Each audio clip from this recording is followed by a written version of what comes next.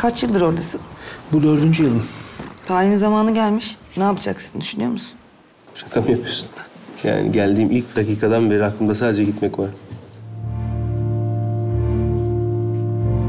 Hem akıllı kız sonra bayağı. Kafası da çalışıyor. Resim yapıyor. Madem bu kadar iyi, sen niye şey yapmıyorsun? Ya ben gidiyorum oğlum buradan ya. Allah Allah.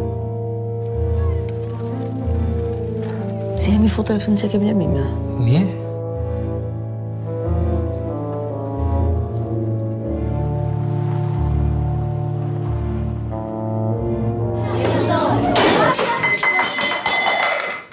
Bana bakın, o küçük beyinlerinize birkaç şey girsin diye uğraşıyorum buradan.